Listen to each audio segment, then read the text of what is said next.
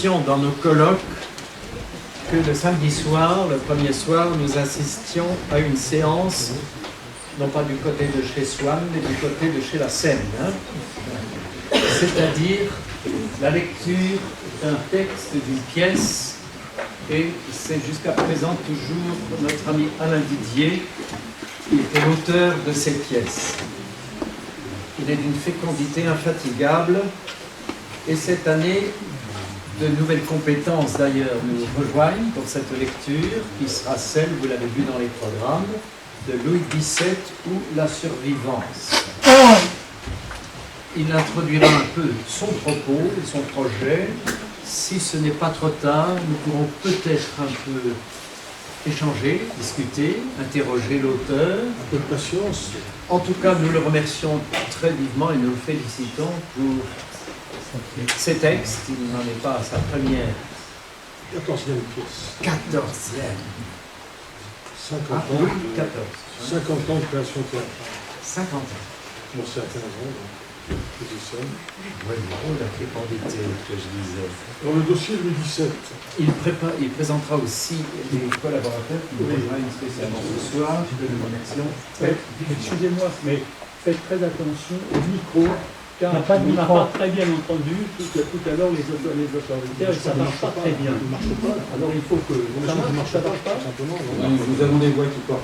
bon, on va essayer. Alors, sur le dossier Louis XVII, vous connaissez ma méthode.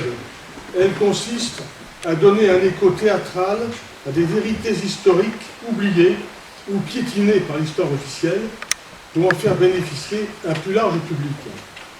Dans cet esprit, j'ai extrait la quintessence des deux ouvrages de Xavier de Roche consacrés au cas Louis XVII, publiés en 1986 et 1995, qui concluaient à la survie du fils de Louis XVI et à sa réapparition dans la personne de Naundorf. Tel est le propos de mon Louis XVII ou la survivance. Ce n'est que très récemment qu'un ami internaute m'a avisé du contenu d'un chapitre du Mystère du Temple, la vraie mort de Louis XVII, de Paul-Éric Blanru, publié en 1996, qualifiant Naundorf d'imposteur. Il n'est bien évidemment ni le premier, ni le dernier historien à maintenir que Louis XVII est mort au Temple en 1795 et qu'en conséquence, les prétendants qui se sont déclarés au XIXe siècle, et notamment Naundorf, ne sont que les affabulateurs. Bien que Paul-Éric Blanru se définisse comme un démystificateur, un confrère en quelque sorte, son ton polémique assez désagréable et surtout sa prétention d'avoir définitivement démontré que le Saint-Suaire de Turin n'était qu'une fabrication médiévale aurait pu m'inciter à récuser son témoignage. L'honnêteté intellectuelle m'oblige à reconnaître que sa démolition systématique de la thèse de Xavier de Roche s'appuie sur des arguments rationnels qu'il conviendrait d'examiner, ce qui reviendrait à reprendre l'enquête de Xavier de Roche depuis le début. Ce n'est pas mon propos ce soir, mais je conclurai ce bref avertissement par les trois réflexions suivantes. Premièrement, le débat historique sur la survie de Louis XVII et l'identité Louis XVII-Naundorf reste ouvert. Deuxièmement, la pièce de théâtre qui va être mise en lecture n'est que l'illustration d'une des thèses en présence et ne saurait engager en quoi que ce soit la direction du CEP et ses adhérents. Et troisièmement, elle ne doit en aucun cas contribuer à aggraver la division des Français à un moment particulièrement tragique de leur histoire. Entrons à présent dans le vif du sujet et présentons les acteurs qui ont bien voulu se joindre à cette lecture. Donc, nous aurons la contribution déjà acquise d'Hélène Fabre et de Jean-François Fabre, bien sûr, de Benoît Neix, mais aussi donc, Marie-Véronique Raban, Philippe Blanchard, Daniel Desmar et Philippe Ariotti, qui sera dans le rôle de Louis XVII Naundorf. Donc je ne retente pas plus longtemps les choses et nous pouvons commencer le spectacle.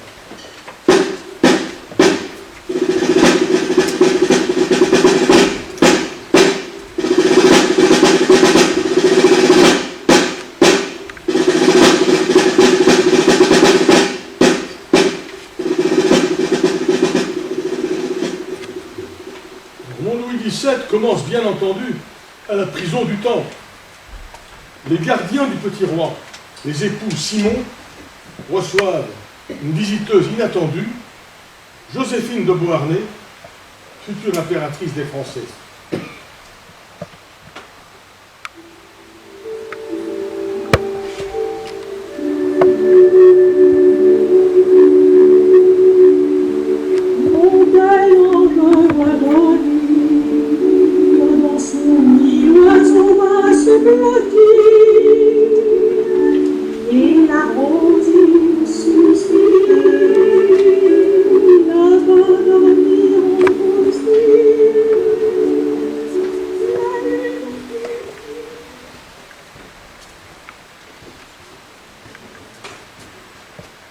Citoyenne, cette requête du citoyen Barras est parfaitement en règle. Je vais vous conduire au louveteau. Ou au petit mitron, si vous préférez. Comment va-t-il? Ma foi, il boit et jure comme un bon républicain. Oh, il va pas bien, citoyenne. Il est à présent âgé de près de 9 ans. Mais il a pas la taille qu'il devrait avoir. Il lui arrive de rester prostré des journées entières. Et parfois, il refuse toute nourriture. Amenez-moi jusqu'à lui. Mais dans votre intérêt, ne faites jamais état de cette entrevue. Et il lui remet une bourse. Voici le prix de votre silence, citoyen. Grand merci, citoyenne. Si vous parlez, je ne réponds pas de votre tête. Et ne vous mêlez pas d'écouter à la porte. Joséphine rejoint Louis XVII dans son cachot.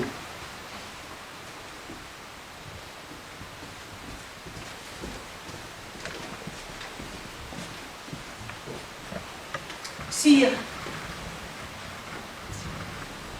je suis bien heureuse de vous rencontrer.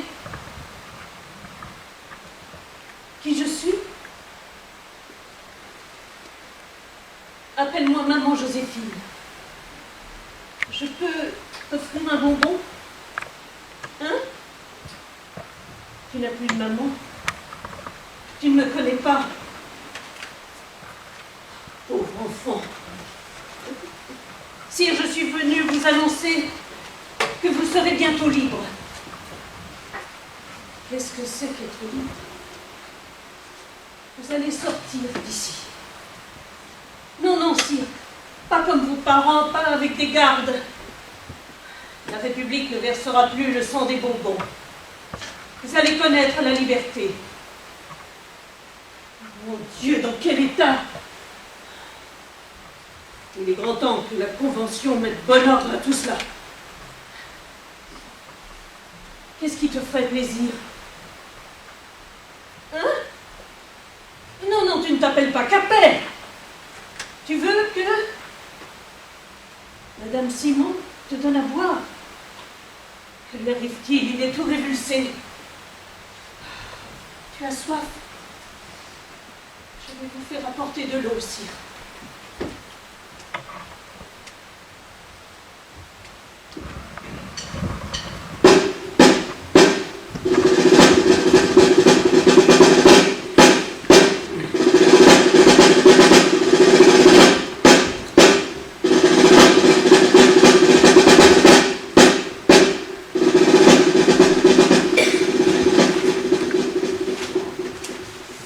Transportons-nous à présent dans un palais national après la chute de Robespierre le 9 Thermidor 1794.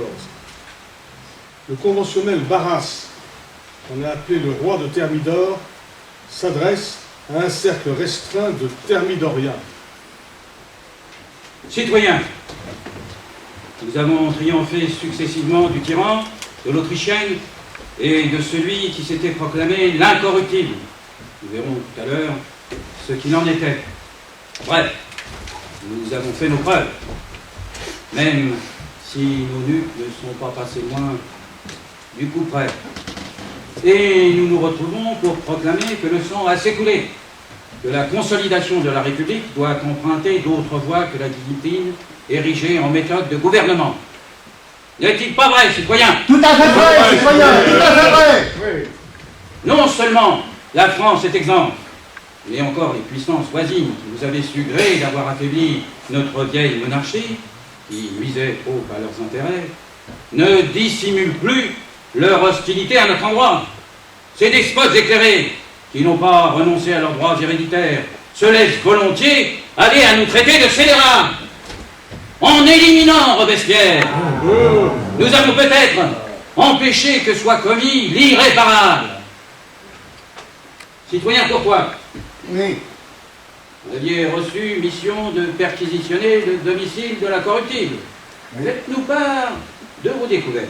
Il ressort de mes expertises que Robespierre était grassement stipendié par le comte de Provence. Trahison. Pour parvenir au trône, le comte de Provence devait à la fois se débarrasser des républicains les plus déterminés et des royalistes qui, n'ayant pas émigré, auraient pu lui marchander leur allégeance. C'est à cette double besogne qu'il a employé Robespierre. Merci, citoyen. Ouais. Je rappelle ici que Provence a surpassé en duplicité Philippe et l'égalité lui-même. Celui-ci, après tout, n'était que le cousin du tyran. Il était sincèrement acquis aux principes révolutionnaires. Or, Provence est le propre frère du tyran, dont il a permis, par sa trahison, sa capture à Varennes. Mais je reviens à Robespierre, dont je vous disais qu'il s'apprêtait à commettre l'irréparable, c'est-à-dire l'exécution du fils du tyran, Louis XVII. Oh, je n'ai rien entendu. Plutôt, j'ai entendu une rare stupidité. Si demain, le rasoir national s'abattait sur l'enfant du temple, c'est l'infâme Provence qui deviendrait aussitôt roi de France, et cela sans contestation possible. Est-ce cela que nous voulons, citoyens? Provence à l'échafaud. N'en doutez pas. C'est bien à la proclamation de Louis XVIII que tendait l'élimination du prisonnier du Temple, et comme nous venons de vous le révéler, c'est pour cela que Robespierre a été payé. Quant à nous, libres de toute compromission, nous avons acquis la conviction que la survie du petit Louis XVII concourrait indiscutablement à la consolidation de la République. N'est-ce pas là un paradoxe, citoyen? Nullement. La légitimité qui sert d'axe aux spéculations de nos adversaires n'est efficace que si elle permet de désigner le souverain aussi rationnellement qu'un bulletin de vote. À nous, républicains, il appartient non de faciliter le choix du souverain. Nous priver de Louis XVII reviendrait à proclamer Louis XVIII. Mais de le rendre impraticable. En un mot, il ne s'agit pas de clarifier, mais d'obscurcir la légitimité. Heureux serons-nous si, à propos du prétendant, les royalistes en arrivent à se déchirer entre eux. Et si la torture, et si la fortune cessait de nous être favorable, Louis XVII vivant entre nos mains, qu'elle a tout mettre en notre jeu, toujours prêt à sortir, si Provence, Artois et les émigrés voulaient pousser leur avantage. Donc, nous gardons le nouveau louveteau au chaud, au cas où. C'est bien cela, citoyen? Il y a cependant un alias. Quand j'ai rendu visite à l'enfant à l'aube du 10 Thermidor, je tenais d'une personne de ma connaissance que l'exécution de ses parents et les dures conditions de sa détention avaient peut-être altéré sa raison. Et je n'ai pas été rassuré. Or, citoyens, nous n'avons pas besoin d'un otage faux. Il cesserait alors de compter dans la succession et nuirait à notre crédibilité. Si on le relâchait dans cet état, cela achèverait de discréditer la monarchie. Non. Il faut voir beaucoup plus loin. Notre police a infiltré plusieurs réseaux royalistes qui se proposent de le faire évader. Nous pourrions donc y prêter la main, à condition de le garder sous notre contrôle. Un régime de semi-liberté faciliterait sa guérison. Nous en serait-il reconnaissant? Est-ce à la République d'assumer la régence du jeune Capet? Ne vous méprenez pas. Citoyens, nous ne nous forgerons pas de nouvelles chaînes, et la menace de son rétablissement doit nous suffire à tenir en respect tous les compétiteurs. Il faut donc que Louis devienne un prétendant digne de considération, mais pas un prince à arriver. Je vous l'accorde, La manœuvre est subtile. Louis XVII s'évade, soit. Mais à un âge tel que Provence continuera à assumer la tranquillité, la régence, la ligne de la succession ne sera pas obscurcie, et le temps pourrait bien jouer contre nous. Très juste, citoyen. Aussi, ne faut-il pas s'en tenir là? Je propose donc qu'un autre enfant soit substitué à Louis XVII au moment de son évasion, meure au temple et soit enterré sous le nom de Capet. Je connais même des royalistes prêts à sacrifier leur propre enfant pour sauver leur petit roi. À la nouvelle de cette mort, Provence aura triomphé et se fera proclamer roi. C'est alors, mais alors seulement, que nous pourrons abattre notre atout et faire ce que nous voudrons de ce misérable. Qu'en dites-vous, citoyens? Bravo. Fort de votre approbation, je considère ces orientations comme adoptées. Je vous rendrai compte de leur exécution. Citoyens, je vous remercie. Il les congédie, puis frappe doucement une porte restée fermée. Elle s'entrouvre et paraît Joséphine. Je leur ai fait tout accepter. Ah, ma créole adorée, vous avez carte blanche pour sauver ce malheureux enfant. Vous me comblez, mon ami. Si je m'en rapporte aux nouvelles que vous m'avez données, nous devrons, dès qu'il sera sorti du temple, entreprendre sa réhabilitation. Que voulez-vous dire? À la grossièreté du couple Simon devront succéder des méthodes. Il ne sera plus question d'en faire un sans-culotte. Mais il ne recevra pas non plus l'éducation d'un prince, qui puisse un jour nous circonvenir. En attendant, son état mental est préoccupant. Et il convient de parler au plus pressé. Nous allons organiser, pour nous donner du champ, une substitution d'enfant, de sorte qu'un faux Louis XVII meure quand nous l'estimerons nécessaire. Pendant ce temps, le vrai recouvrera la santé dans l'agréable campagne neuchâteloise. Chez les Allobroges? La France n'est pas suffisamment sûre pour une entreprise de si longue portée. Je vous rappelle que la principauté de Neuchâtel relève du roi de Prusse. Un ministre de celui-ci, à qui nous individuels, m'a recommandé les services du docteur Himmel, un aliéniste de grand talent. Nous pourrions réussir à régénérer Louis XVII sur le modèle de l'Émile de Jean-Jacques Rousseau.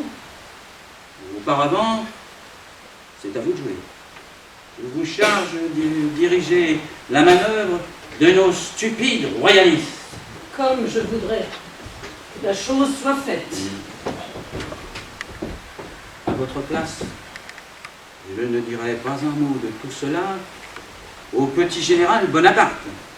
Je vous concède qu'il a peut-être du génie, mais il ne travaillera jamais que pour lui-même et sa parentèle insulaire. Auprès de lui, notre otage, notre prétendant, ne jouirait d'aucune sécurité.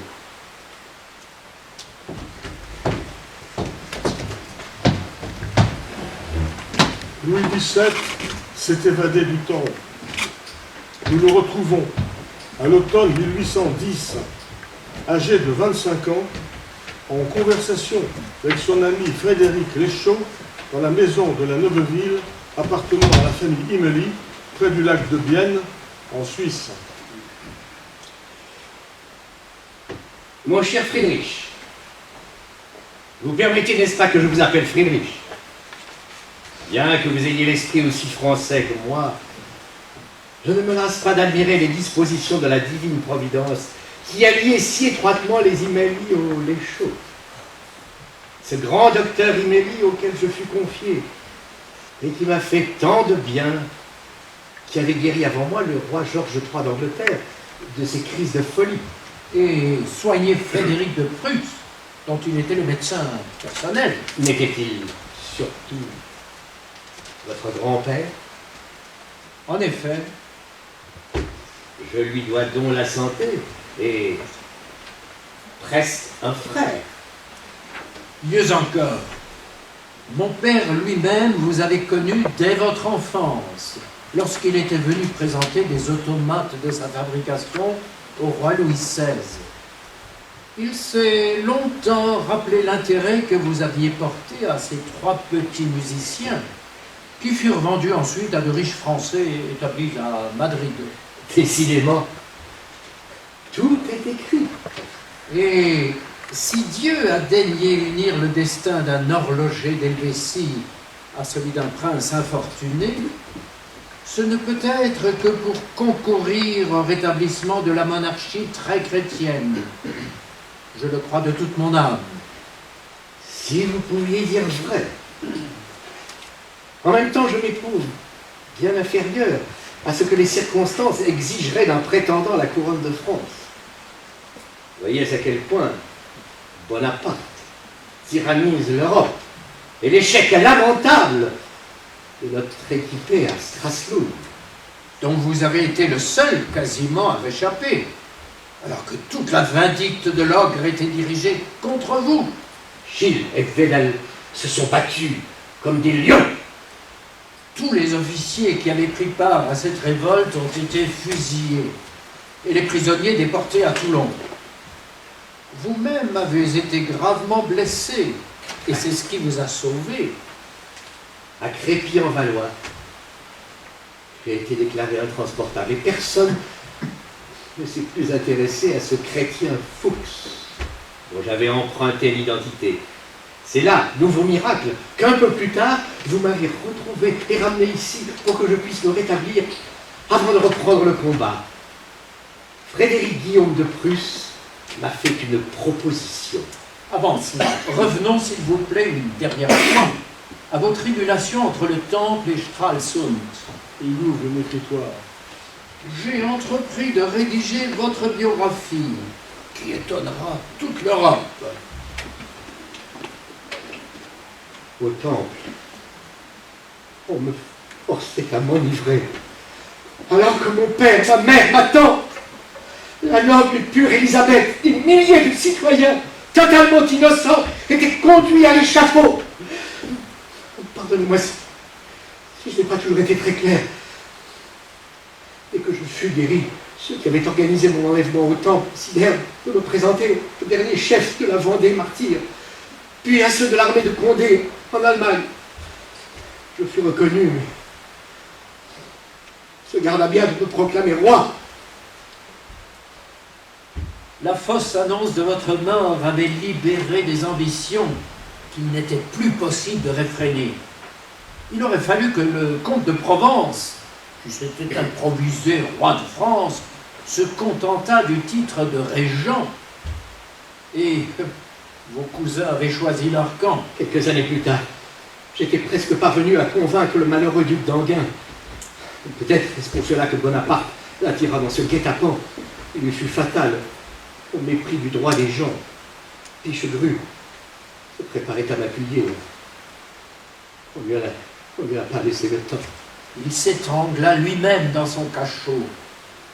Et vous-même, vous fûtes arrêté par la police impériale. Et relâché sur l'intervention de Joséphine, qui était venue me visiter au Temple et qui m'avait accueilli après mon évasion. Là-dessus, je gage qu'elle en sait beaucoup plus que l'empereur lui-même. Que d'intrigues nouées que vous avez su traverser. Nous marchons au milieu des ténèbres.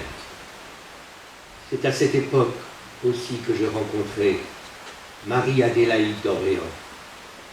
La veuve Égalité? C'était à Figueras, en Espagne. Elle m'écouta avec attention, mais omit de me restituer une pièce importante pour l'établissement de ma légitimité. Qu'attendiez-vous de l'épouse d'un régicide? Mais nous n'avons pas encore parlé du Portugal. C'était bien avant tout cela. En effet, il fallait réparer l'horloge d'une église des Açores. Mon oncle de Genève vous y emmena comme apprenti. Avec quelle passion et quel talent le roi, mon père, rassasié d'insultes et de trahisons, s'adonnait à ce métier merveilleux. Je tiens mes mains de lui. Et je dois au Portugal, cette vieille nation capétienne, bien plus que la révélation de l'horlogerie. C'est à Lisbonne, en effet, le jour de mes 18 ans que j'épousai Maria. de l'illustre famille de Vasconcelos. Ne m'avez-vous pas parlé aussi d'un voyage en Italie? Mes grands-tantes, qui avaient trouvé refuge à Rome, ont tenté de me faire reconnaître par le pape. Mais souffrez que je vous entretienne de ce courrier du roi de Prusse. Il se saisit d'une dépêche arborieuse. Lisez, Friedrich. Comment? Frédéric Guillaume III, après avoir salué votre dévouement à Stralsund, vous propose de prendre un état à Berlin. Certes, il vous assure d'une protection qui pourrait s'avérer précieuse, mais à quel prix? Pareille déchéance vous interdirait de briguer le trône de France. Vous avez mal lu. Je ne suis pas censé renoncer à mes droits. Pensez-vous accepter? Je vous demande conseil. J'ai hâte de retrouver Maria, à l'heure où notre famille va encore s'agrandir. Ne lui ai-je pas causé jusqu'ici moins de joie que d'inquiétude? Pire encore, je n'ai pu empêcher que les sbires de Fouché n'enlèvent 2 de nos fils qui sont peut-être en Amérique et que nous ne reverrons jamais. Le temps de la consolation n'est-il pas venu? Monseigneur, songez que vous êtes né sous une étoile qui n'est pas ordinaire et que vous n'avez que 25 ans. L'Empire napoléonien montre des signes d'épuisement et la fortune de votre oncle n'est pas assise au point que nous devions abandonner la lutte. Décidément, je doute plus que vous de ma propre cause. Vous m'avez convaincu. Je vais différer ma réponse. La naissance d'un 7e enfant sera fatale à la première femme de Louis XVII. Celui-ci se résout à accepter l'offre du roi de Prusse. Le voici à Berlin le 2 novembre 1812 en présence de Paul Ludwig Lecoq, chef de la police d'origine française. Cher monsieur de Bourbon, vous vous êtes donc résolu à faire le voyage de Berlin. Je vous en remercie vivement. Vous n'aurez pas à le regretter. La mort de mon épouse a précipité ma décision. Elle n'a pas survécu à la naissance de notre dernier enfant.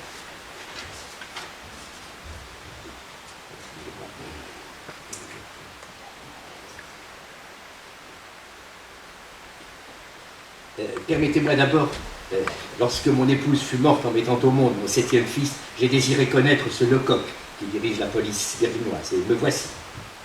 Permettez-moi d'abord de vous exprimer toute ma compassion. Bien que mon aïeul ait dû fuir il y a un peu plus d'1 siècle la France de Louis XIV, vos malheurs me touchent profondément. J'ajoute que vous n'êtes pas en sûreté dans l'Europe de Bonaparte. Et c'est avant tout de sécurité que vous avez besoin. Si tel est votre sentiment personnel, je l'espère partagé par votre souverain. Mon origine française m'incline en effet en votre faveur, mais croyez-moi, quelle que soit la part que le grand Frédéric ait pu prendre à l'abaissement de la monarchie française, ce qui s'est passé dans votre pays depuis 1789 nous a servi d'amères leçons. N'oubliez pas que le traité de Tilsit nous a amputé de la moitié de notre territoire. Aussi, nous n'avons qu'une hâte, tirer une vengeance éclatante de l'ogre corse. Pour en venir à notre affaire, j'ai consulté l'ordonnance royale relative à l'établissement des artisans en Prusse. Oh, ne parlons pas de cela. Les pièces que vous nous avez fournies ne laissent place à aucun doute. Par contre, ce document signé de ma main vous permet de vous installer comme horloger à Spandau, à 1 lieue d'ici. Vous exercerez désormais votre art sous le nom de Nandorf, Karl Wilhelm Nandorf. Me voici donc bourgeois de Spandau. En effet, sans autre formalité. Je vous en suis infiniment reconnaissant. Auriez-vous l'obligeance de me restituer les pièces que vous avez évoquées? Lecoq se saisit d'un dossier et paraît prêt à s'exécuter. Prétendez-vous vous en servir? La France, l'Europe doivent savoir. Monsieur de Bourbon, je vous répète que votre vie est menacée. Et c'est pourquoi je ne vous rendrai pas ces documents. Il les enferme dans un tiroir. Herr Lecoq, de quel avenir vous me privez? Hernandorf, je ne suis comptable que de votre présent. Vous ne manquerez pas d'ouvrage. Nos concitoyens sont très férus d'horlogerie. D'ailleurs, peut-être aurez-vous votre chance, quand nous en aurons fini avec Bonaparte. Mais de grâce, ne compromettez pas tout par des démarches intempestives.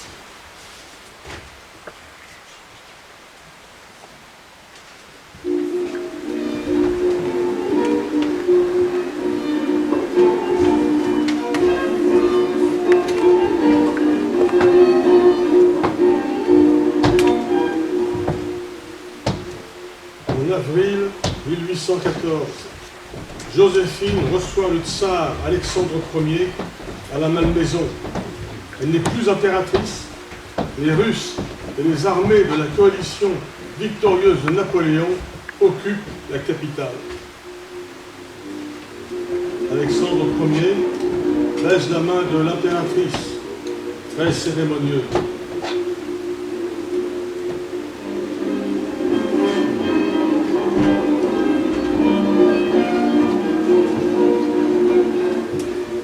Madame, soyez sûre que même si je n'avais pas reçu votre si pressant message me conviant à la Malmaison, je n'aurais pas manqué de vous y rendre visite.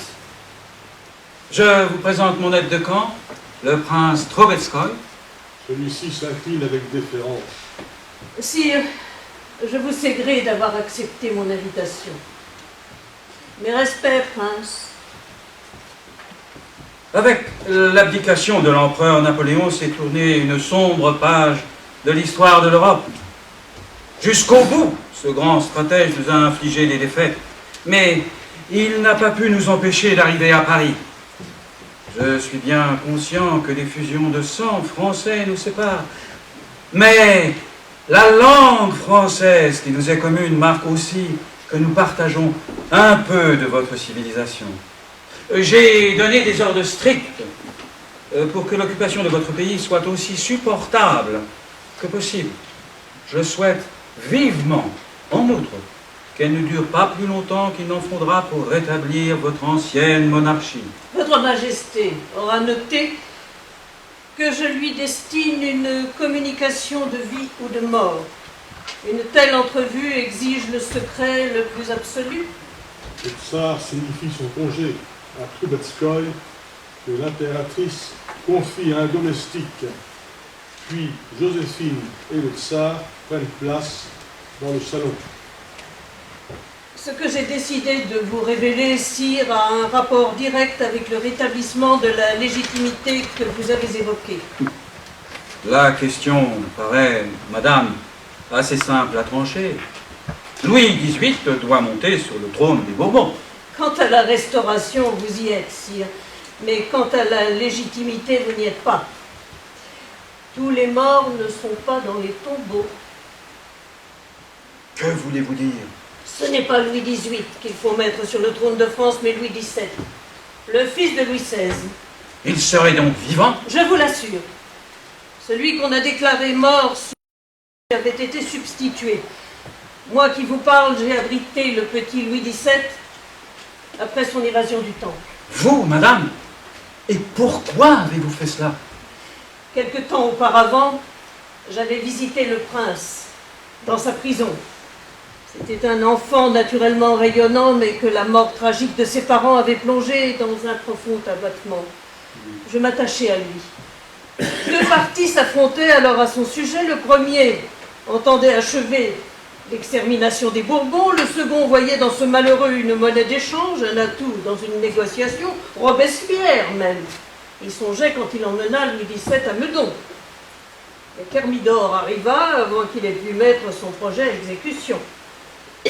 Un peu plus tard, je pris une part active à l'évasion du prince, dont la garde avait été confiée à un commis fidèle venu comme moi de la Martinique. Napoléon savait donc?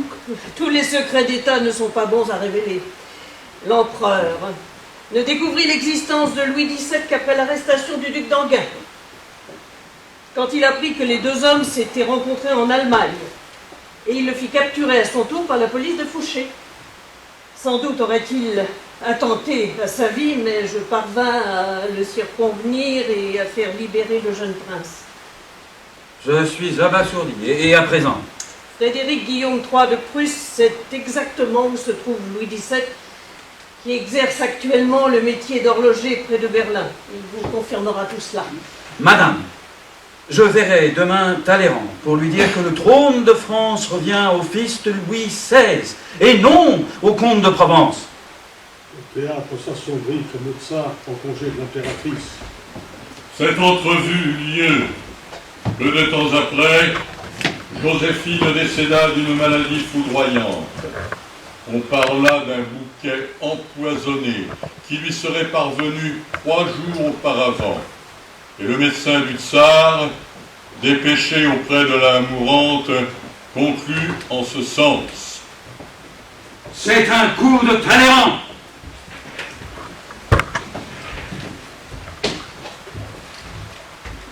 Nous voici à présent dans le cabinet royal des Tuileries, le 5 décembre 1819. Un dignitaire introduit auprès du roi Louis XVIII, Marie-Thérèse d'Angoulême, sœur de Louis XVII, dont elle a partagé la captivité au Temple, on l'appelait jadis Madame Royale, et le duc de Berry, fils du futur Charles X. Sire, mon cousin m'a pressé de l'accompagner dans une démarche qu'il juge de la plus haute importance. Et j'ai accepté après beaucoup d'hésitation. Je vous prie de me pardonner cette liberté que j'ai prise ainsi de vous chagriner. Voilà bien de l'embarras. Qu'y a-t-il? Sire, ma cousine vous a entretenu il y a quelque temps. Ah bon? Elle m'a entretenu. Sire, ma cousine vous a entretenu il y a quelque temps des courriers qu'elle avait reçus d'Allemagne d'un prétendu duc de Normandie. Et je lui ai répondu que ce n'était ni le premier ni le dernier de ces faux dauphins que les ennemis de la France suscitent et continueront à susciter pour affaiblir la monarchie que nous avons restaurée. Je vous en prie, ne donnez pas dans ce panneau. Je vous avoue que ce prétendant-là me tourmente plus que les autres. Les indices qu'il a produits de son identité m'ont paru extrêmement probants. Je vous renouvelle ma demande d'aller éclaircir avec l'intéressé, sur place, en Prusse, les quelques points qui entretiennent mon doute. Et s'il s'agit d'un imposteur, j'aurais tôt fait de le démasquer. Bah, voyage inutile, vous savez bien que votre malheureux frère est mort au Temple, il y a plus de 20 ans. Ah oui. Le fait nouveau, sire, est que ce Naundorf, horloger à Spandau, vous n'ignorez pas l'engouement du roi martyr pour la mécanique, m'a écrit à son tour. Bien loin de m'en tenir à mon premier sentiment, j'ai chargé l'un de mes officiers d'enquêter à Berlin, où il a rencontré ce prétendant.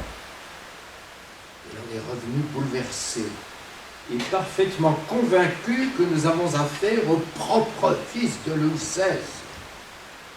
Mais rassurez-vous, sire, si je me réfère au dernier courrier que j'ai reçu de Spandau, Depuis un document, dont j'ai pris cette copie, les revendications de votre neveu sont assez modestes et pourraient être, à mon sens, aisément satisfaites.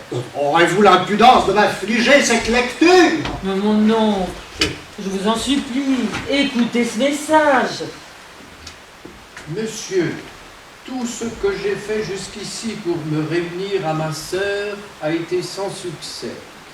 Mon existence et mon identité ne peuvent pas vous être inconnues. C'est pourquoi je m'adresse à vous pour vous demander une justice qui ne saurait m'être refusée et obtenir enfin du roi que j'en sois écouté. Je n'ai pas l'intention de le troubler dans sa possession illégitime des droits qui m'appartiennent du chef de mon père. C'est intolérable! Vous abusez de ma patience! grâce. Mais je demande que l'infortuné fils de Louis XVI ne reste pas au milieu de ses semblables, sans père et sans nom. Il ne revendique pas le trône. Et il n'implore après tout qu'un peu de considération. Ce d'autant plus qu'il achève ainsi. Je suis résolu d'unir ma destinée à celle d'une humble bourgeoise. Quand on n'a aucun droit, il est aisé d'y renoncer. Et si Nandorf entend épouser une roturière protestante, en quoi cela nous regarde-t-il? Mais, sire, s'il s'agissait de mon frère... Encore une fois, rien ne vous autorise à le croire. Quant à vous, mon cher Berry, je ne comprends pas votre démarche. Je n'ai pas d'héritier, et comme vous êtes le fils de mon frère, le comte d'Artois, vous régnerez après moi. Vous n'avez pas le moindre intérêt à soutenir la cause de cet aventurier, qui, s'il feint aujourd'hui de modérer ses exigences, vous disputerait demain ce trône s'il était reconnu. Ma légitimité, sire, ne tient qu'à la vôtre. Et comme elle le cède incontestablement à celle du fils de Louis XVI, je n'examine plus ici mon intérêt. Monsieur, vous êtes un factieux. La justice, sire, plutôt qu'une couronne. On m'a rapporté que 20 000 hommes, à votre solde, s'apprêtaient à marcher sur les Tuileries. Prenez garde à vous, monsieur. Si vous le destiniez à placer sur le trône cet imposteur allemand, je n'hésiterai pas à vous faire arrêter. La justice plutôt que la couronne. Oh, mais il faut dissiper ce doute épouvantable. Laissez-moi aller à Berlin. Je ne mêlerai pas le roi de Prusse à cette affaire. Je vous l'interdis. Si vous ne vous persuadez pas du décès de Louis XVII, veuillez considérer que le duc de Normandie n'en est pas moins civilement mort et que l'intérêt de l'État exige son sacrifice. Il congédie ses visiteurs avant de quitter la scène. 2 mois plus tard, le duc de Berry sera assassiné par Louvel, un républicain fanatique. Ce meurtre entraînera la chute du cabinet de Decazes. 4 ans plus tard, un testament de Louis XVIII, saisi par le remords, aurait appelé son frère à rétablir Louis XVII, ce qu'il négligera de faire. Il s'en faudra de peu que le fils posthume du duc de Berry, l'enfant du Mirat, duc de Bordeaux et comte de Chambord, ne monte sur le trône après la Commune. Entre-temps, la duchesse de Berry a tenté de soulever la Vendée contre Louis-Philippe en 1832. C'est dans ce contexte mouvementé qu'un étrange visiteur rejoint 2 nobles bretons dans une auberge nantaise soigneusement barricadée. Il s'agit de Louis XVII. Monseigneur, vous êtes ici en Vendée. Il n'y a pas un seul buisson, un seul chemin creux qui n'ait servi à tendre une embuscade. Pas un village où des femmes et des enfants n'aient été férocement massacrés. Pas une maison restée debout qui n'ait été léchée par le feu des colonnes infernales. Et pas un paysan qui, d'instinct, ne considère Louis-Philippe d'Orléans, fils d'un régicide, comme un usurpateur. Ici, j'ai rencontré Charette et Cadoudal. Cette époque est révolue. 40 années de tempête ont brisé les plus fortes armes. L'apathie est grande, l'égoïsme presque général, on se ratatine pour se soustraire au danger. Gardez ce qu'on a, vivotez en paix. Vous entendez? Bruit de bottes à l'extérieur. 50 000 soldats ont été lâchés sur notre territoire et patrouillent jour et nuit en juin. Caroline de Berry, la volcanique sicilienne, a été défaite en 3 pauvres batailles. Et elle et ses partisans sont activement recherchés. Les perquisitions se multiplient, mais bien malin qui découvrira sa cachette. Bref, il faut frapper un grand coup si nous voulons prendre notre revanche. L'extraordinaire bravoure de cette femme n'est pas en cause. Peu d'hommes se seraient battus comme elle. Mais ce soulèvement a été conduit avec une impardonnable légèreté. Et c'est son entourage qui est le plus à blâmer. Quant à nous, nous l'avions mise en garde contre cette tentative, dont L'échec, s'il n'était promptement effacé, ruinerait son crédit et celui de notre cause. Je ne suis-je arrivé assez tôt pour mettre mon épée à son service? Vous pouvez relever son étendard d'une autre manière, monseigneur. Résumons. D'un côté, vous vous présentez comme le fils de Louis XVI, et vous en avez convaincu plusieurs d'entre nous. De l'autre, la duchesse de Berry proclame les droits de son fils, le duc de Bordeaux. Un compromis est possible. Un compromis? Une solution qui mettra fin à 40 ans d'usurpation en réservant votre succession au duc de Bordeaux. Une solution qui remédiera à notre division, au lieu de l'aggraver. À vrai dire, monseigneur, il n'y en a qu'une. Votre mariage blanc avec la duchesse de Berry. Un mariage blanc? Précisément. La duchesse y réfléchit. Elle se tient dans la pièce à côté et a hâte de vous connaître. Il ouvre une porte et introduit une sorte de guérillera vêtue comme une paysanne. Les deux Bretons se retirent. Madame, la fortune des armes vous a été contrainte. Sachez que le duc de Berry avait reconnu mes droits. Si je n'avais pas dû marcher de Berlin jusqu'à vous, j'aurais été assez heureux pour combattre à vos côtés. Vos yeux bleus, vos paupières rougies, la disposition de vos dents, votre cicatrice à la lèvre supérieure. Oh, je n'ai pas oublié le rapport de l'officier que mon mari avait envoyé en Prusse. Et je conclus avec lui, prince, qu'il n'y a plus guère à douter de votre identité. Mes partisans vous ont-ils exposé leur projet? N'est-ce pas aussi le vôtre, madame? J'entends bien qu'il s'agit de réserver les droits du duc de Bordeaux, mais je me fais une certaine idée du mariage. Malgré ses infidélités, j'ai aimé passionnément le duc de Berry et je ne conçois pas une union qui ne serait qu'une apparence. Il y a de mon côté une autre difficulté. Laquelle, prince? Il y a 14 ans, j'ai épousé une Allemande très pauvre, dont j'ai eu 5 enfants et que j'aime aussi profondément. Notre union exigerait que ce mariage fût annulé et je ne puis y consentir. Il suffit, n'en parlons plus. Sachez encore, prince, c'est un secret que vous emporterez en plus, que je porte en moi le fruit d'une union avec un homme qui n'est pas de ma condition. Et c'est comme cela que vous êtes venu combattre? J'expose ici 2 vies, prince. Et voici une nouvelle raison de ne pas nous accorder. Je gage, madame, que vous pourriez regagner l'Italie et cependant vous accrocher à cette terre ingrate de Vendée. Comme vous, j'étais appelé à régner. Et comme vous, à Berlin, je partage ici le sort douloureux d'un peuple livré à la tyrannie des Lumières. Et ne voyez-vous pas qu'en travaillant à nous détruire, nos ennemis nous ont postés à l'avant de notre siècle, libres de toute attache avec les puissances établies, dédaigneux de nos privilèges, nous concevons, jour après jour, la politique de l'avenir. Si nos enfants entendent la leçon, ils reprendront demain l'histoire où nous la leur avons laissée. Dans sa main, Louis XVII. Quand vous aurez fait reconnaître vos droits en France, prince, je vous amènerai mon fils comme aide de camp. Madame, je vous remercie.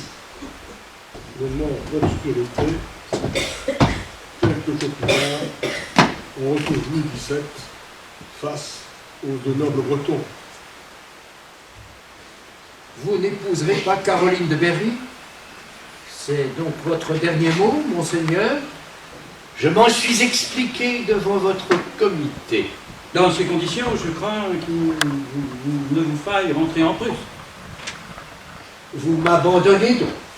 D'abord, vous n'êtes pas parvenu à convaincre l'ensemble du comité de votre identité. Ensuite, votre refus de la solution proposée a découragé vos plus chauds partisans. Enfin, votre programme vous a aliéné les mieux disposés. Parce que je ne suis soutenu ni par la banque, ni par le haut clergé, On me reproche ici d'être un républicain ou un hérétique. Vous connaissez mal notre pays. Certains doutent que votre mariage allemand ait été un mariage catholique. Malgré mes véhémentes protestations. La Prusse, vous avez vécu une puissance protestante. L'illuminisme a largement droit de citer. Je m'en garde. Et puis l'État auquel vous avez été réduit ne vous a pas préparé aux affaires du royaume. Le travail et la misère du peuple m'ont été d'un précieux enseignement.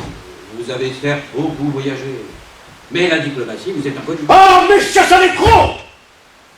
Parce que je n'ai pas répondu aux attentes de votre pitoyable comité, vous me congédiez comme un mauvais domestique.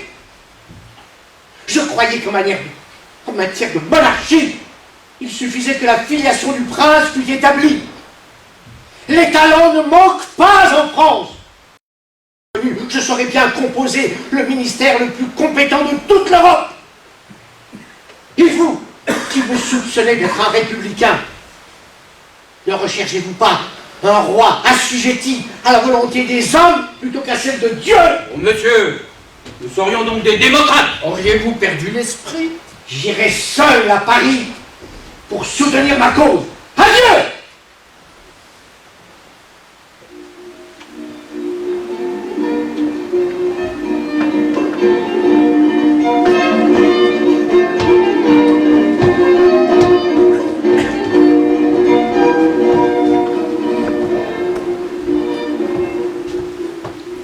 En 1844, Madame de Girardin prête son salon parisien à Marie-Thérèse d'Angoulême pour une entrevue décisive avec Nondorf.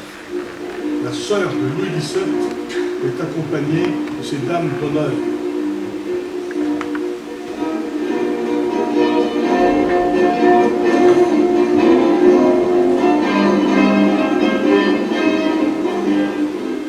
Cher ami, comment vous remercier de mettre votre salon à notre disposition pour cette entrevue avec M. Naundorf. Et mieux encore, vous devez prêter votre identité pour cette circonstance où je ne puis pas paraître sous la mienne. Naundorf sera ici dans quelques minutes. Depuis la mort de mes oncles et du duc d'Angoulême, je suis beaucoup plus libre. Il m'a semblé ne plus pouvoir différer cette rencontre que j'espère, autant que je la redoute. Si Naundorf est un imposteur, j'en aurai bientôt le cœur net, sinon... Rappelez-vous, madame, cette ressemblance qui vous a tant frappé lorsque vous preniez les eaux à Pillnitz entre les enfants de cet homme et le roi martyr, pouvait-ce être une coïncidence? Mais après une nuit d'angoisse, je décidai de quitter Pillnitz. Entre un domestique. Madame, un certain monsieur Naundorf demande à être reçu. Madame, ce salon vous appartient. Madame de Girardin se retire. Le domestique introduit Louis XVII, tandis que les dames d'honneur de la duchesse d'Angoulême gagnent le fond du théâtre. Madame, j'ai accouru à Paris dès que vous m'avez donné l'espoir de revoir ma sœur. La duchesse d'Angoulême m'a chargé de préparer cette entrevue.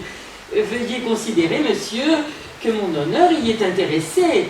Je ne saurais introduire auprès d'elle un imposteur.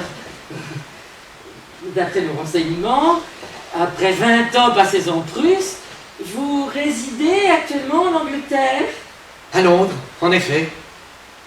Subvenez-vous à l'entretien de votre épouse et de vos enfants? Je me suis initié aux sciences de l'artillerie. Et des canons de mon invention ont été expérimentés avec succès. Vous êtes donc ingénieur? Oui, madame, mais rassurez-vous, j'entends réserver le bénéfice de mon invention à ma patrie. Et j'attends du maréchal Soult une réponse à mes propositions. Vous n'en persistez pas moins à affirmer que vous êtes le fils de Louis XVI et que vous n'êtes pas mort au temple? Plus que jamais, madame. Et si ma sœur daignait enfin me recevoir, je saurais bien m'en convaincre. Voyons cela. Si j'étais un imposteur, aurait-on tenté par 2 fois de m'assassiner, d'abord à Paris, et plus récemment à Londres? Oh, quelle preuve est cela, monsieur? On n'assassine pas un faussaire. pour le juge.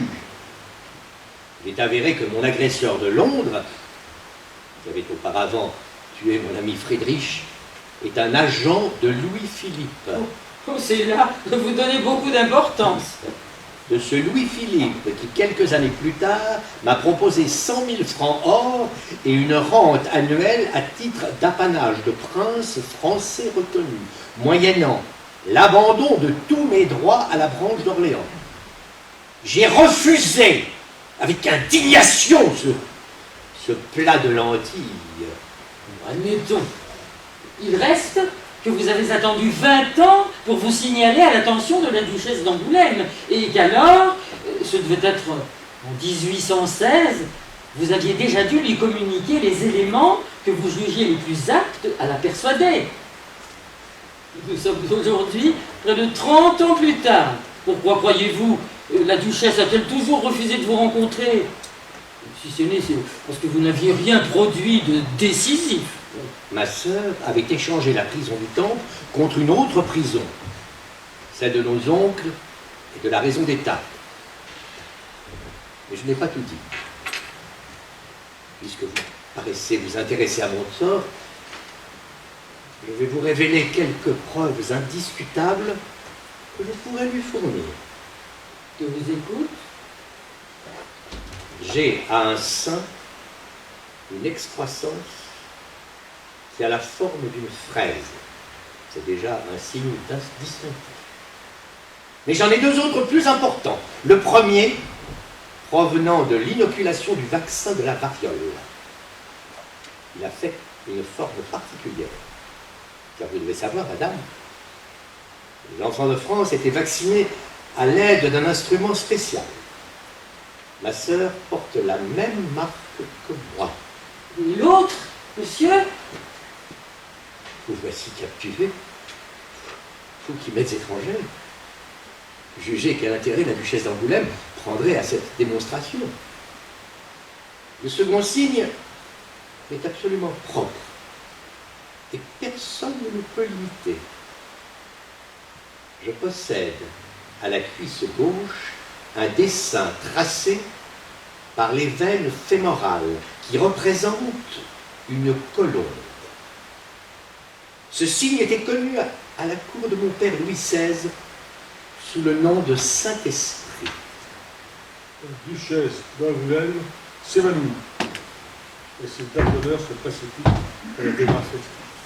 Pardonnez-moi, madame, je ne pensais pas vous émouvoir à ce point. Partez, monsieur, on vous reconduira. Après une longue hésitation, Louis XVII se résout à obéir. Une des dames d'honneur relève alors une manche de la duchesse à présent étendue. La marque de l'inoculation. Marie-Thérèse reprend connaissance. Hélas, c'était mon frère.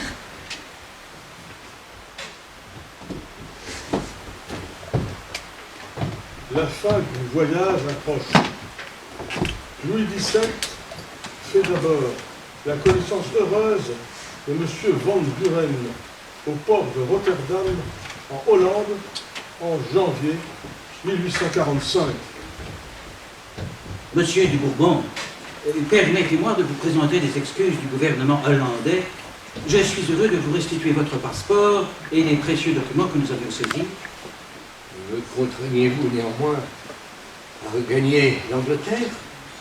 Le gouvernement français a exercé de fortes pressions en ce sens, mais au regard de ce que vous êtes, nous avons reconsidéré notre position. Je puis donc repartir pour la Suisse, ce qui était mon intention. Au regard de ce que vous êtes, monsieur de Bourbon, puis-je vous demander à vous aussi de reconsidérer votre position? Au regard de ce que je suis? Que voulez-vous dire? Votre situation dynastique. Il suffit à expliquer la position des autorités de votre pays. Ce n'est pas cela qui nous intéresse au premier chef. En revanche, les documents que vous transportez ont retenu toute notre attention. Il y a là, en effet, de quoi modifier profondément l'art de la guerre. Et nous avons bien compris, monsieur de Bourbon, qu'avec vous, nous avions affaire à un ingénieur au talent tout à fait exceptionnel. Et nous pourrions, mieux que la Suisse, me semble-t-il, tirer parti de vos inventions. En raison de mon d'identité, le maréchal Soult a refusé qu'elles profitent à la France, m'autorisant même à les vendre à l'Angleterre. Il ne saurait en être question. La Suisse a l'avantage d'être un pays neutre, ce qui garantit que mes canons ne serviront jamais contre la France. Oh, vos scrupules vous honorent, et la Hollande prendra volontiers un tel engagement. Vous pourriez vous installer à Breda et présenter vos travaux à notre académie militaire. Et si elle valide vos inventions, nous sommes prêts non seulement à les récupérer, mais encore à vous assurer un traitement annuel de 40 000 florins or. Il faudrait alors que vous vous établissiez à Delft, où se trouvent nos établissements pyrotechniques et nos arsenaux. L'obscurité tombe sur une moitié du théâtre. M. von Bohème continue et évoque la réaction de l'Académie militaire à la présentation par Louis XVII de ses canons. L'Académie militaire applaudit et le gouvernement hollandais traita avec M. de Bourbon, qui vint donc s'établir à Delft. 6 mois plus tard, il fut terrassé par une maladie foudroyante et on parla d'empoisonnement. Et nous retrouvons le malheureux prétendant sur son lit de mort le 10 août 1845, entouré de sa femme et de ses enfants. Lui qu'on a coupé la tête à mon père. Et il y a eu pour moi obscurité. Il faut bien que j'ai un père. Les hommes n'ont jamais compris tout le bien que je voulais leur faire. Que de malheurs sont arrivés à la France. Que de feu. Que de sang. Il meurt. Son épouse lui ferme les yeux. Il est venu chez les siens, et les siens ne l'ont pas reçu. Notre grand ingénieur fut enterré à Delft, avec l'épitaphe suivante.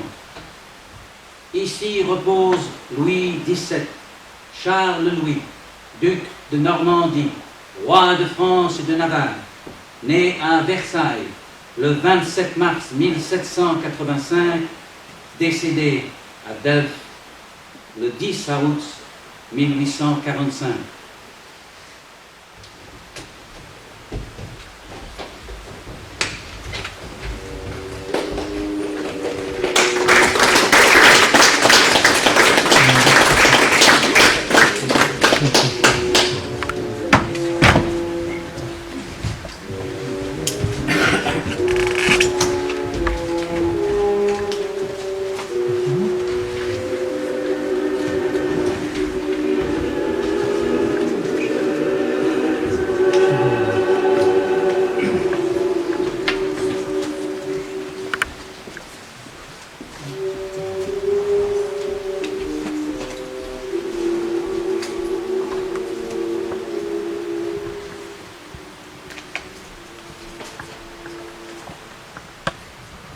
Après cela, oserais-je vous proposer de nous projeter dans l'avenir et de nous retrouver en 2020 dans la bibliothèque royale au palais de Louis XX. La régénération de la France s'affirme. La monarchie a été restaurée. Et nous allons savoir comment, en écoutant Louis XX dans son dialogue avec un professeur d'histoire. Monsieur le professeur, vous êtes le 7e historien qui a daigné répondre à mon invitation à offrir au peuple français un récit véridique des prodigieux événements qui lui ont rendu sa monarchie légitime. 3 se sont dérobés, et j'ai récusé les 3 autres. Les premiers, sire, vous ont-ils exposé leur raison? Ils ont allégué que l'époque des historiographes du roi était révolue, et qu'un historien qui se respecte ne saurait se mettre ainsi au service du pouvoir, quels que soient les mérites éminents qu'ils reconnaissent à celui-ci. c'était là se méprendre sur mon initiative. Mais ils ont maintenu leur refus. Vous aviez donc tenté de les fléchir. Ils ont été avisés que la vérité historique m'apportait au moins autant qu'à eux, bien plus, que je m'engageais par serment devant Dieu à ne rien leur cacher de ce que je savais des fameux événements. Rien n'y a fait, cependant. Leurs scrupules étaient-ils si méprisables? Leur vertueuse abstention aboutissait à laisser notre peuple dans l'ignorance des causes de son relèvement. Les Français ont acquis le droit de les mépriser, il me semble. Et les historiens que vous avez récusés, sire? Je passerai rapidement sur celui qui attendait une rétribution officielle de ses efforts. Imaginez sa tête, lorsque je lui annonçai qu'il se paierait sur les ventes de son ouvrage, dont l'importance attesterait qu'il avait su rendre la vérité captivante. Passons en effet. Son ambition, elle, était quelque peu méprisable. Souffrez à présent que je vous pose une question préalable. Croyez-vous aux miracles? Oh, les miracles existent, ils sont la signature de Dieu sur l'histoire des hommes. Je me dois donc d'en rendre compte, même s'il n'est pas en mon pouvoir de les expliquer. Vous commencez à m'intéresser, monsieur le professeur. Mais à rester en deçà des raisons de Dieu, ou à mêler notre subjectivité à son objectivité, ne risquons-nous pas, en toute bonne foi, de mentir aux Français? J'apprécie profondément que vous envisagiez ce risque, et je conclurai que l'historien est aussi astreint à la prudence. Cela vous convient-il? Parfaitement, parfaitement. Avant que je ne me mette au travail, m'autorisez-vous, sire, à solliciter de vous un exposé général de la question qui nous occupe. Il sera temps ensuite de s'attacher aux détails. Un philosophe de l'Antiquité a caractérisé la décadence comme l'état dans lequel un peuple ne supporte plus ses maux, ni les remèdes à ses maux. La France de 2015 en était arrivée à un singulier degré d'abaissement et de passivité.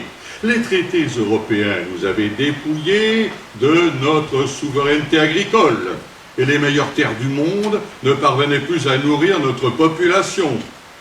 Un accord de libre-échange avec les États-Unis avait entraîné par pans entiers la ruine de notre industrie. Nos ennemis se gaussaient.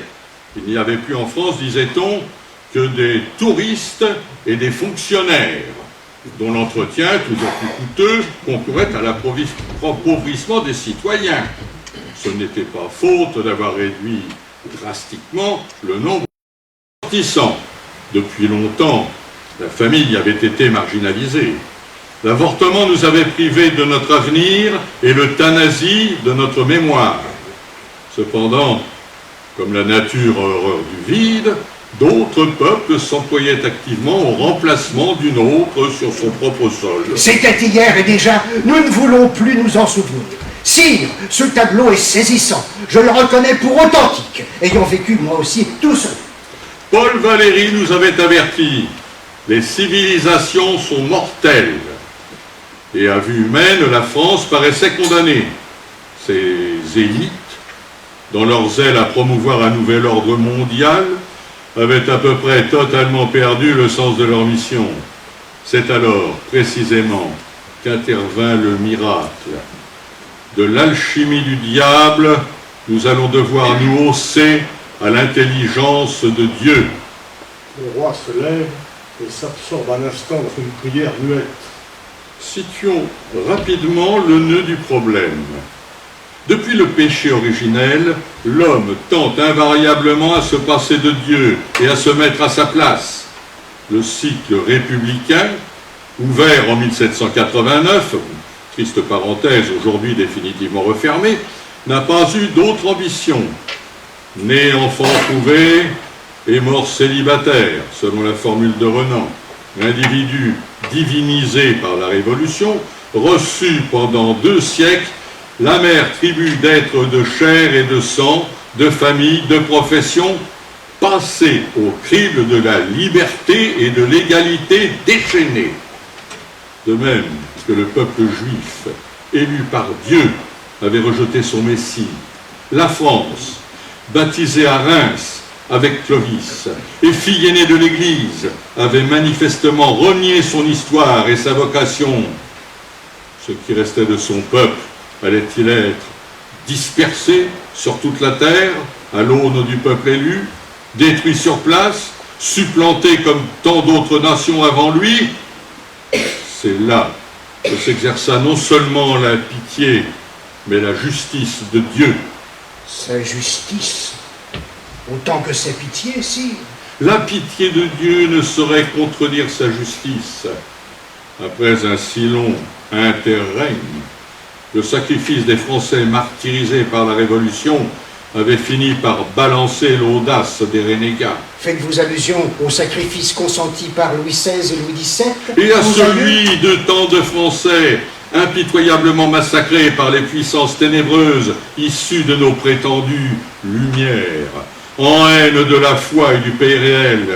Les Vendéens et les Harkis sont les plus connus, mais les 8 millions d'innocents avortés depuis 1975 ne sont pas quantité tout à fait négligeable. Ah, ça, on ne peut pas dire qu'ils aient, eux, consenti à leur sacrifice. Mais leur sang a crié vers le ciel.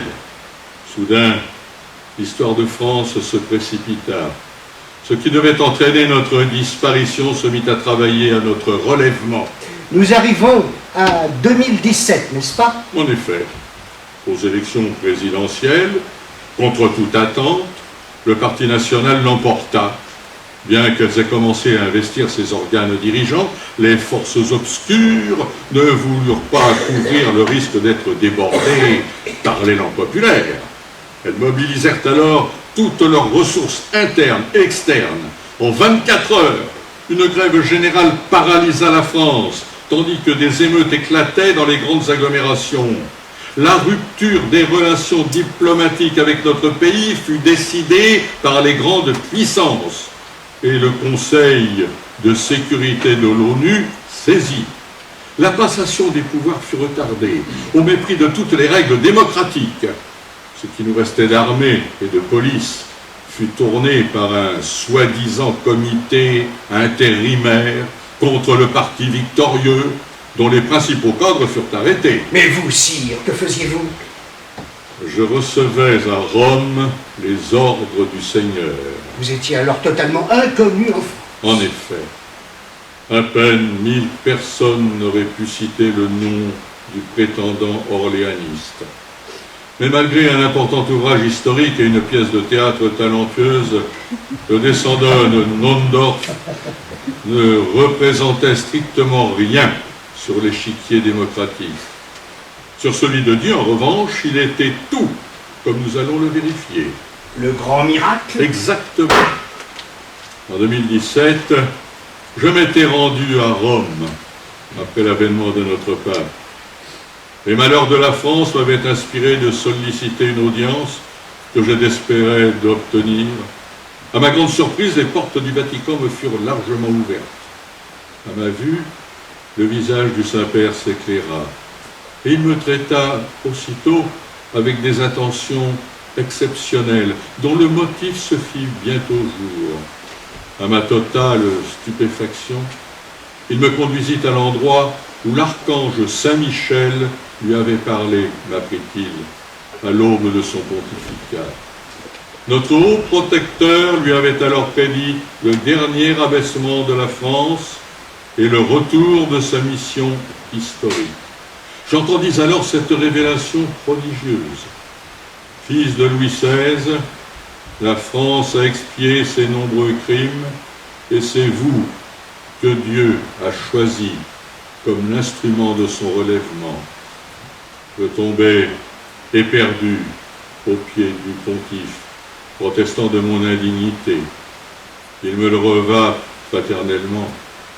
Ne vous dérobez pas, et tout ira devant la volonté de Dieu. Je m'insurgeai encore. Si la monarchie doit être rétablie en France, d'autres prétendants sont plus illustres et ne se laisseront pas ainsi frustrer de leurs espérances. Il me fut répondu: Tenez-vous votre légitimité de Dieu ou de la volonté des hommes?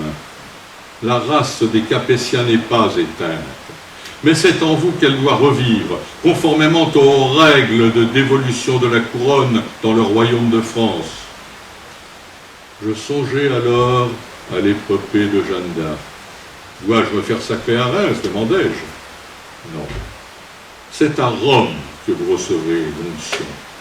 Si nous allions à Reims, le sang coulerait et rien ne serait accompli.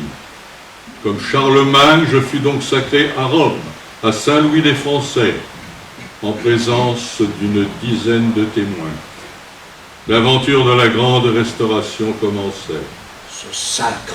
Ce sacre clandestin passe totalement inaperçu en France. Moi-même. Saint-Michel avait annoncé que les autres prétendants au trône de France se rallieraient à moi dès qu'ils auraient eu connaissance de mon sacre.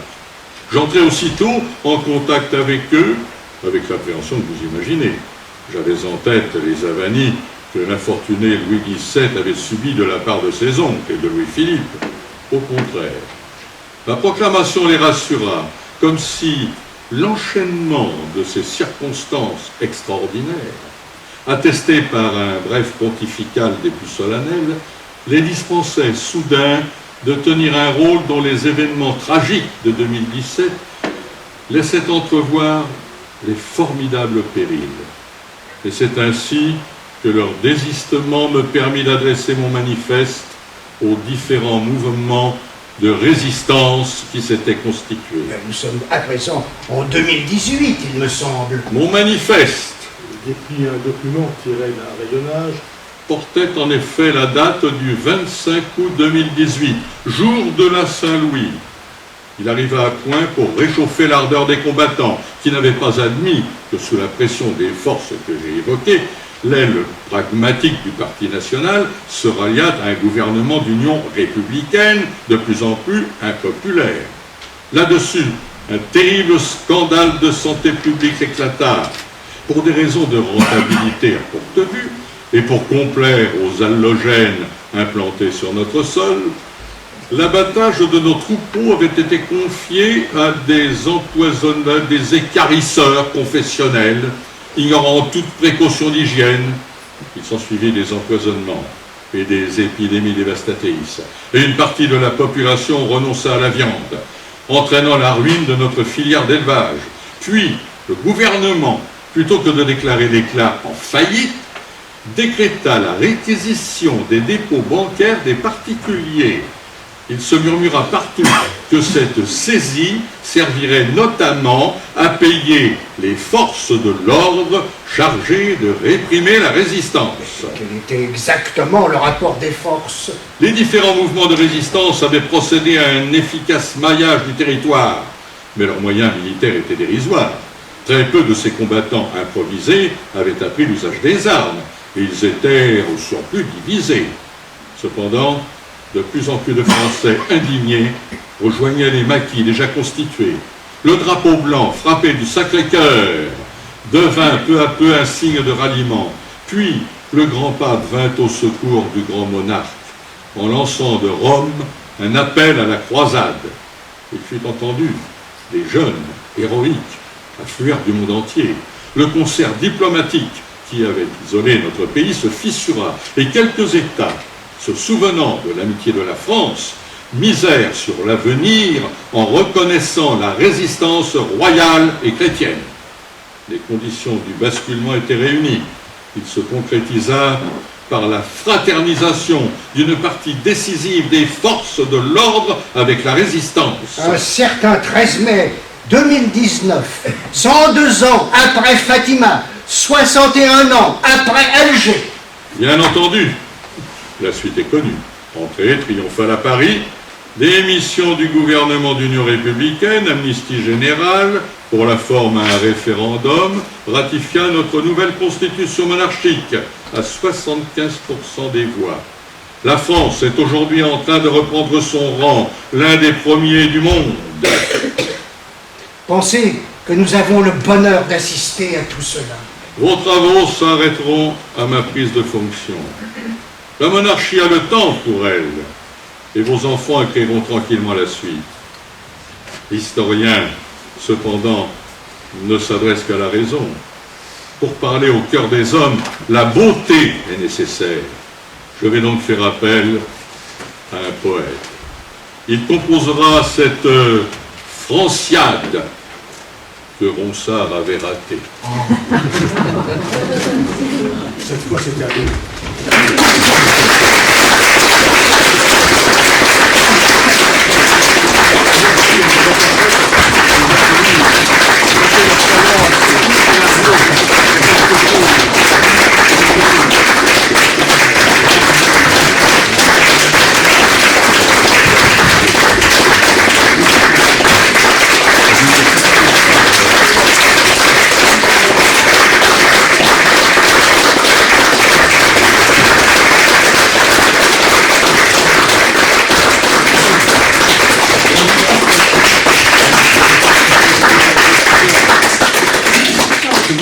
Une question. Il y a quelques années, j'ai rencontré le descendant de Neuendorf ici. Non pas ici à Nevers, mais dans une réunion du Sèche. Et nous avons parlé, bien évidemment, de la restauration monarchique. Et lui-même disait à ce moment-là qu'il se prêterait volontiers à un prélèvement ADN comparé à des prélèvements ADN ou de Louis XVI ou de Marie-Belle, voire même d'avant, pour savoir s'il y a effectivement correspondance.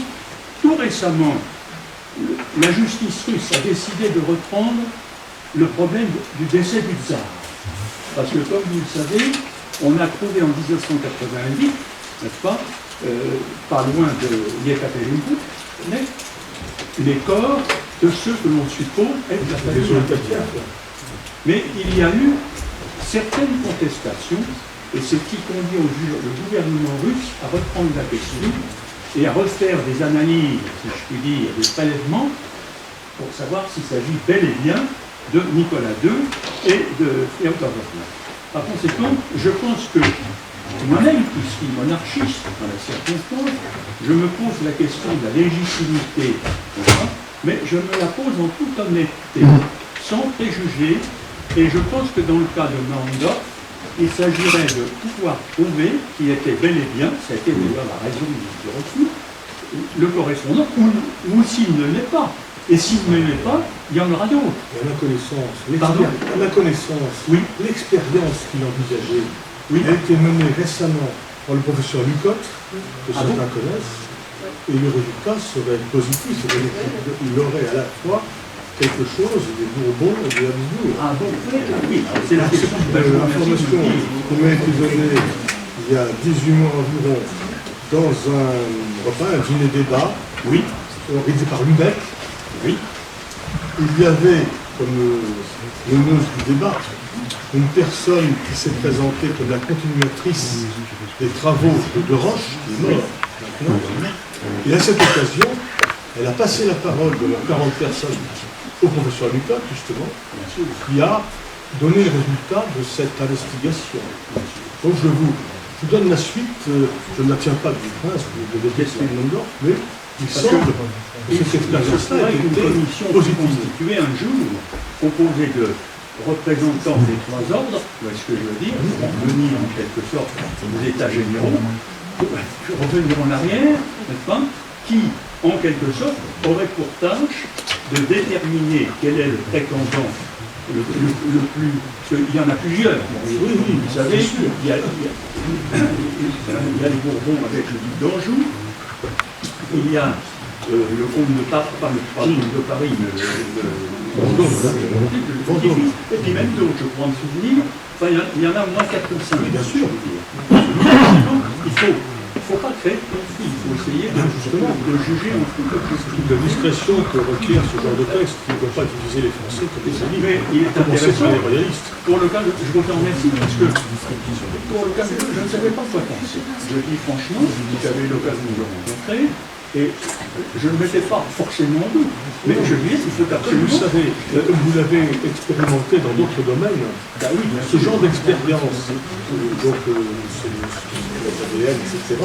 Bon, aussitôt, le parti d'à côté a sollicité une expérience un peu parallèle, dont l'inventaire peut contredire. Donc finalement, moi, sur la durée, au fil des tests sur les uns et sur les autres, bien loin d'apporter la clarté scientifique, l'évidence scientifique que nous aimerions tous, c'est ça le risque. Bien sûr. Et c'est vrai aussi de l'ensemble du dossier 2017. Ce texte que vous trouverez demain à la librairie est enrichi de 90 notes historiques où non seulement je justifie, je dirais, mes emprunts à Xavier Desroches, mais sans taire certaines investigations antagonistes qui ne contribuent pas, malheureusement, à éclaircir cette question extrêmement complexe.